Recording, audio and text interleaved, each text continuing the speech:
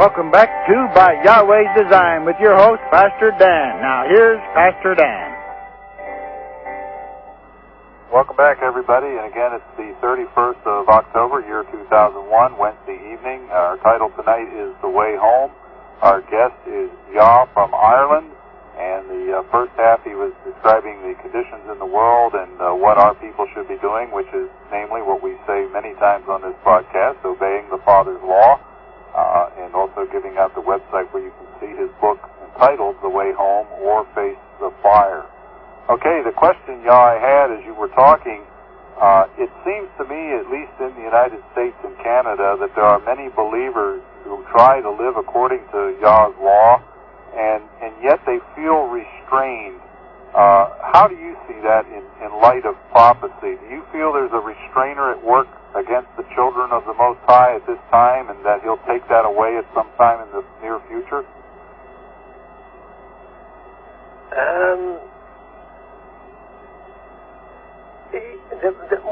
Really, the people have to decide to do that for themselves.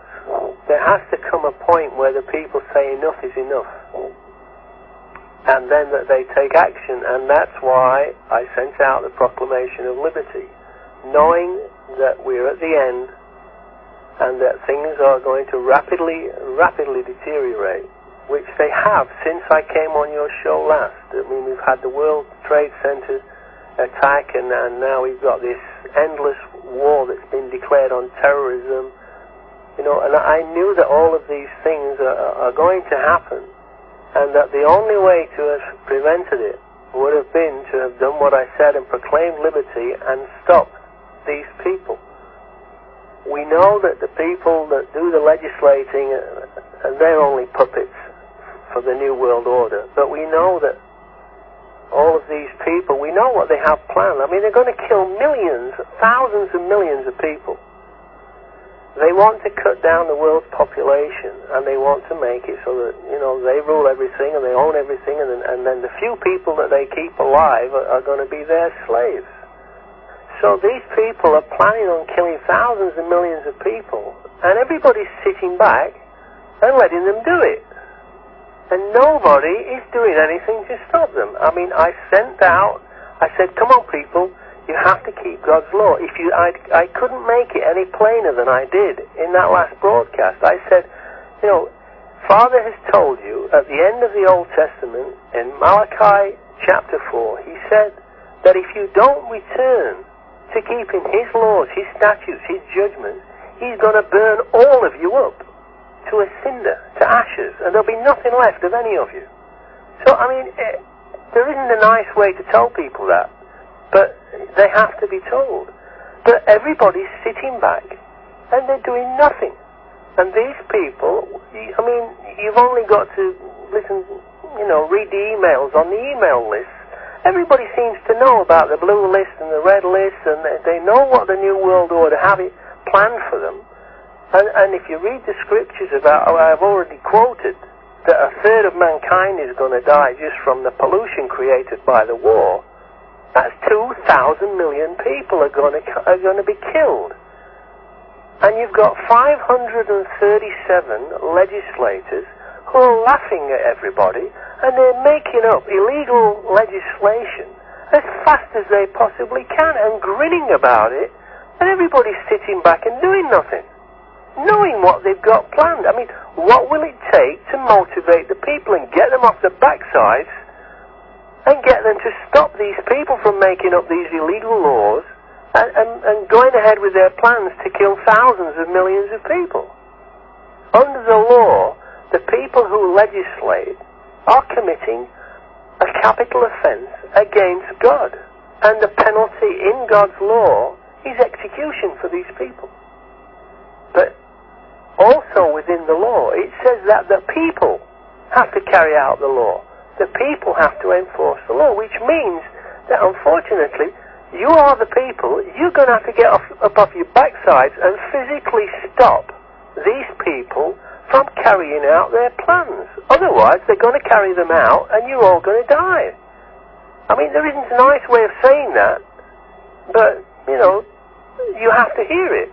Now, if you don't do something about it, then in God's eyes you deserve what you get. So the people in America and Canada are the only people out of the 10 lost tribes of Israel who've got any weapons, because every other one of the countries has been disarmed long ago. And if you sit back, they've already taken away the Fourth Amendment. It's not going to take them long to take away the Second Amendment. And then when you've got no guns, how are you going to defend yourself? So I don't know if that answers your question. If it does, I don't know if it answers you in the way that you wanted to hear, but, sometimes the truth has to be spoken, and whether people like it or not, they have to hear it, because at the end of the day, they'll say, well, why didn't somebody tell us? Well, I've been telling everybody, and nobody's taking any notice. I agree with you, JAH, and I don't disagree at all, and you did answer the question. It's a tough thing, and people need to be told the truth, whether they like it or not. I've got another question for you. Many people tell me that everything is preordained and it's going to go a certain way whether they do anything or not. What do you tell people that tell you that? Well, it tells us that all of the prophecies will be fulfilled in exact and minute detail. And you must know this yourself, that 2/3 of the Bible is prophecy, 99.9% of which has already been fulfilled in exact and minute detail. And only a fool looking at that track record would think that the last 0.1% will not also be fulfilled in exact and minute detail. So we know that these things are going to happen, and we know that there will only be the elect who will survive. And what really needs to happen now is that those people who want to survive have to learn how to survive. And the rest of the people won't. And that's why I wrote the book, and that's why, you've read the book, you know what it's about. And I was hoping that over the weeks since you had it, that somebody would have done a book review on it and recommended it to the listeners, and then I could have come on, we could have discussed things. But unfortunately that hasn't happened. But out of the people who are listening, those of you who don't want to be a victim of this had better learn how to do God's will and how to survive, which means that you need to get the survival plan. And I'm not a salesman. I'm not trying to make money out of this. I don't make money out of these books. In fact, I've been running a great loss ever since I started in this. But you will need to buy. I can't afford to print these books unless I get help from the people, and the people order the books. I can't go to a printer and say, look, I want to give all these books away. Will you print them me for free and give them to me so I can give them away? Oh, and by the way, at the same time, can you get the post office to post them for free as well? So people have to pay the cost of the book, the cost of the printing, and the cost of the postage, and all of the rest of it. And if I'm lucky, I might break even, but that's very unlikely. But it is going to happen. I mean, it's gone so far now, and the apathy that I see, because I told everybody what to do. I told them what God has said in the Bible, what they need to do. I've reminded them of it. That's my job. And people have said, yeah, we agree with you, fine, yeah. And they're all sitting back waiting for somebody else to do it for them. Well, I'm afraid that won't work, because everybody's doing that, which means that nobody's going to do it, and if nobody does it, it won't get done. So those of you that don't want to be victims had better send for the survival plan and at least learn how to survive if you're not willing to stand up and fight and stop these people. And that's really the best advice I can give you on that score. There won't be many people that are going to survive. It says in Revelations that there'll be 144,000. And 144,000 out of 6,000 million people is not good odds. So really you need to start studying the survival plan as soon as possible and as hard as possible to make sure that you're one of the 144,000. And of course, the people who are going to be the 144,000 are the very people who will send for the book and they will study it, and they will do what it says, and consequently they will survive. And all the other people, they won't bother to send for the book, and they won't do as they're supposed to, and they won't survive. And that's exactly the way it's supposed to be. That's the way it's written in Scripture, that's the way it's written in prophecy, and that's exactly the way it will work out, because the prophecies always come true in exact and minute detail. Does that answer your question? Yeah, that's pretty specific. Well, I would highly recommend people order the book also, and I haven't given up trying to find a publisher here. I know it's been taking an awful long time, but I'm still working on that. Daniel, I appreciate that, and that's great, and you know that I appreciate what you're trying to do, okay? But if we can talk to the people who are listening now, they could help us to make this easy, because if they all sent in for a copy of the book, and they sent in the money for the book, that would allow us then to have enough money to go to a printer, because the printer has a minimum order of at least 500 or maybe 1,000 books to make it worth their while doing the job. Now, we can't afford to go to a printer and say, well, you know, print us 1,000 copies of the book, because we don't have the funds. So the people who are listening to the show, if they were to send an order for a copy of the book and send the funds and give us a little time just to, you know, to get the books printed, all the artwork's done, everything could go into production immediately once we have a minimum order. So that's the reason that I asked you if, you know, perhaps somebody would have done a book review.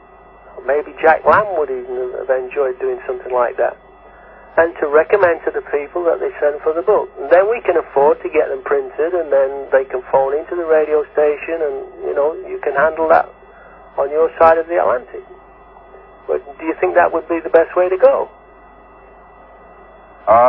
Yeah. I personally, as much as I know about the business, I would think that would work. I think I can put up something to send out as a miniature book review. I don't professionally do book reviews, but I can certainly put down some of my thoughts having read it. Yeah. And you're right. I loved reading it. I won't say that I was 100% in agreement on a couple minor things, but those were very, very minor things, and that's something we can talk about. You will learn, if you do what the book says, you will learn to agree with them. Okay. Well, again, they were only minor things anyway, yeah. So... Yeah, I know, because, you know, we have a meeting of minds, I'm sure, on most things. Absolutely. And I love the part that you said, and I've told many, many people that to communicate with the Father, it is a form of telepathy, if you want to think of it that way. Yep. And I think that's a beautiful way to look at it, because you are. It's a communication with the Father, and all of His children today, that's a vital thing that they need to do. Without that, they will not survive, because they will not learn from Him how they have to be. They will not know, He will not be able to tell them where they have to be and when they have to be there in order for Him to be able to protect them and for them to survive. They need to learn to communicate with Him so that He can guide them all day, every day, personally, and keep trouble. I agree. Now, there's a lot of people that say that we need to unite into communities of believers. Do you have any thoughts along that line? I didn't quite catch it. The line's still breaking up a little bit. Something about uniting. Yeah, many people have contacted me that they would like to get together in smaller communities all over America and Canada, in small communities of believers. Do you have any thoughts along that line? Eventually, they're all going to have to, if they want to survive, they're all going to have to leave America and Canada. Because it says quite clearly in the Scriptures, in Isaiah, that Father will gather together His sons and daughters from the east, from the west, from the north, and from the south, and He will bring them into their own land. And that He will provide for them and defend them, protect them. So people who are sort of, deciding that they're going to stay where they are forever, at this point in time, are making the wrong decision. It says in the New Testament that as the times of Noah will it be, and the times of Sodom and Gomorrah, and it will be that way when the Son of Man is revealed. Okay? Now, I've written an article about this on my website. It's the same address, except at the end, instead of wayad.htm, which is for the book, it's Noah.htm, Noah.htm, which explains about Noah and what the real meaning, the real message that Jesus gave was when he said it will be like the times of Noah. What he was saying was, to put it in a nutshell, is that when I come again, nobody will believe me. Nobody believed Noah. So Jesus was saying, when I come again, nobody will believe me. Just a small number of people will believe me, and they will survive. And 144,000 is a very small number of people in comparison to the population of the world today. But Noah was also told to build a boat and to fit it out for survival. And in order to be able to get to the place where you'll need to get to be safe, you'll need a boat. Or you will need to get together with friends and collectively get a boat. But you'll need a boat. That's what Noah had. And to fit it out with dried food and a water maker and, wind turbines and whatever you can for survival. A sailboat would be the best thing to do. But all these people who are thinking about building a fortress in small groups in America are wasting their time, because that's not what it says in the scriptures. And you've only got to look at what happened to Waco to know that all you're going to do is make yourself a target. And that's another reason, why, if we look at what happened in Pakistan with these Christian people who were in a church, and the guys came in with AK-47s and killed 18 of them. Now, it says in the New Testament, Jesus said, don't go to church. Quite plainly, quite clearly, he said, don't go to church. Only hypocrites go to church. He said, when you want to talk to Father, this is how you do it. You go in your closet, and you close the door totally on your own, and you don't need to speak because he hasn't got any ears. All you need to do is think. Talk to him telepathically. And he will hear you as you're doing it in private, and he will answer you. Now, if those people had been doing what they've been told to do by Jesus, whom they claim to follow because they say they're Christians, they wouldn't have been in that church and they wouldn't have got shot. So, what you have to do is you have to do not what everybody tells you to do. You have to do what the scriptures tell you to do. You have to do what Jesus said. And you have to do what the prophets said. And not what Tom, Dick and Harry that you might meet. They can be politicians, they can be scientists, they can be priests, they can be the Pope, they can be whoever they like. Just ignore them and do what it says in the scriptures. Because that's the only way that you are going to survive. That, and this is part and parcel of what's explained in the Survival Plan, which is the book that I've been telling you about. But what we need, Daniel and I need, and what you need, is to help us to get this book published in America, and we can do it ourselves if we have the support of the listeners. And if they are willing to order the book, send the money in.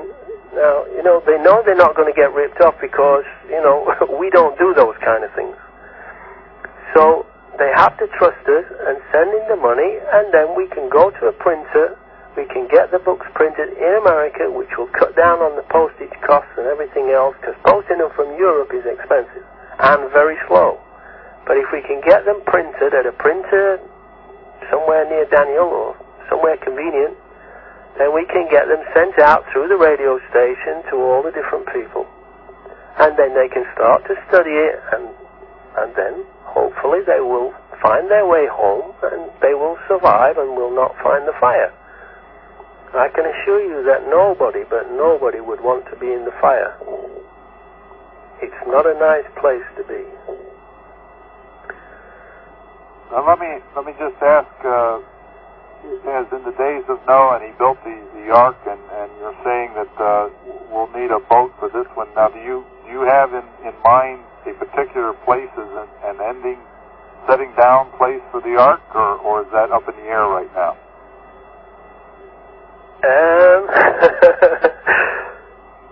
Well, it's all in the scripture, okay, and it's all on my website.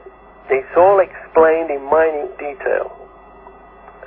But of course the website's pretty big and you have to do a lot of reading and studying in order to find all the pearls and make a necklace out of them.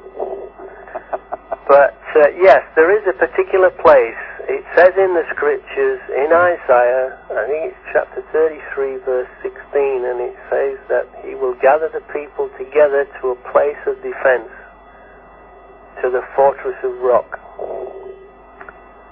And that's where everybody will have to be. But of course they have to be there at the right time. It's no good going off half-cocked and getting there too soon and not making the right plans.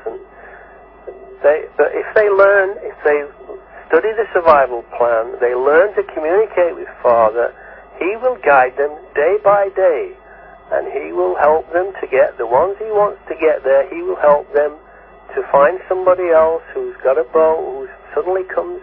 All these things that people think are coincidences, which are not. They're synchronicities. They're being guided, and they will meet. Things will happen, and the right people will end up in the right place. And they will end up in the right place at the right time, and they will end up there with the right frame of mind, and they will survive. And the rest of the people won't. Now, Pastor Campbell has a question.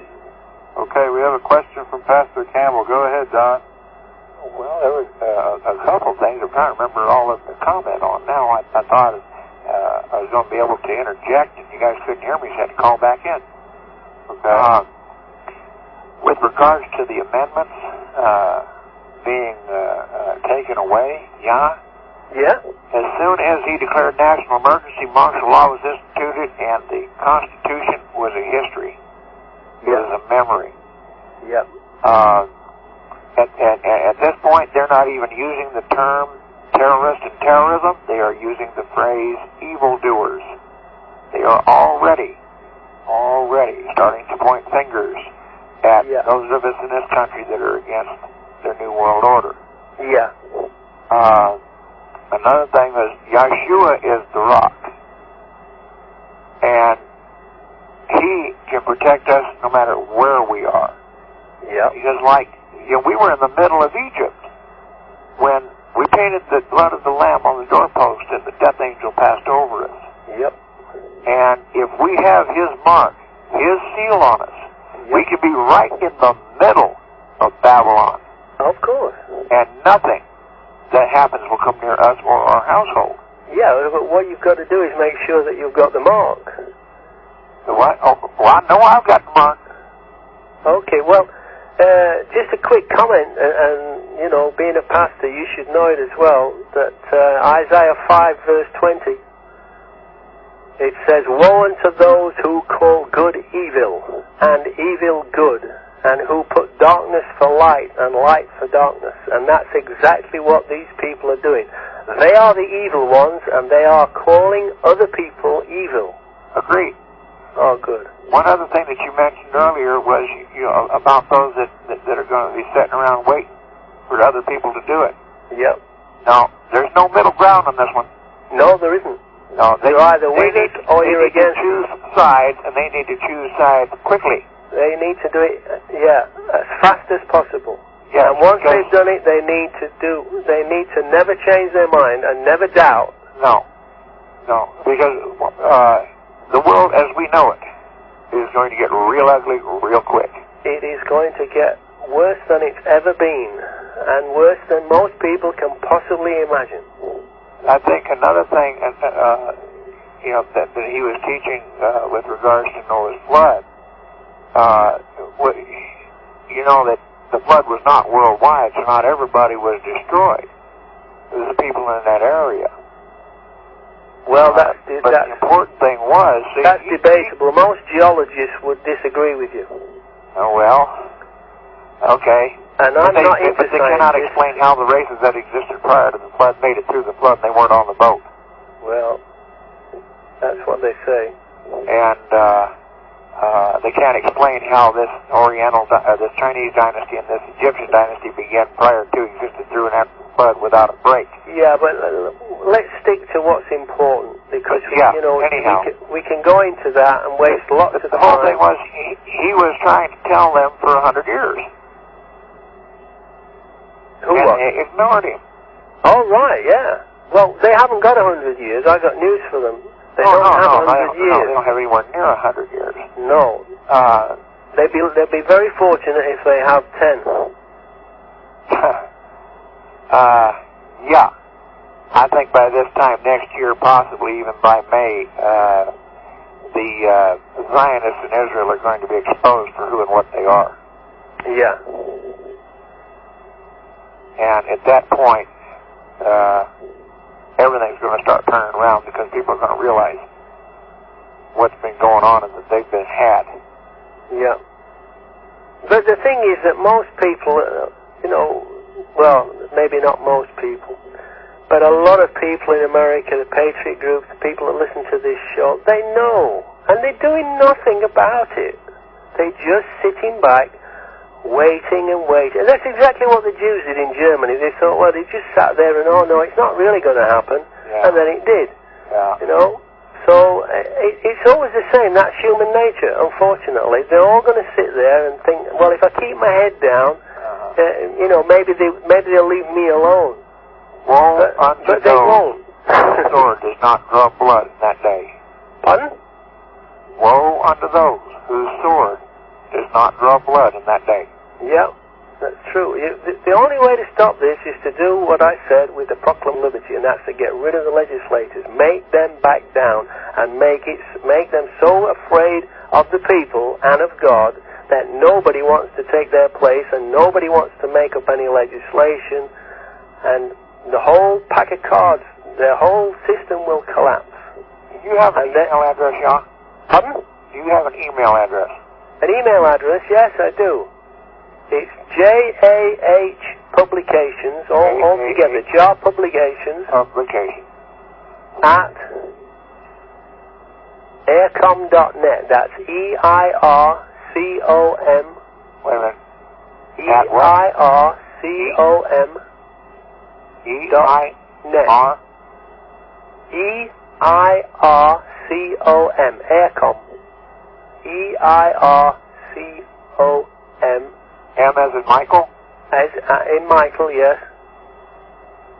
.net. .net. So that's JAH Publications, all together. JAH Publications at aircom.net. Okay, gentlemen, we're out of time. Okay. Thank you, JAH, for being on. It's been a great pleasure for me, Daniel, speaking to you and to the children again.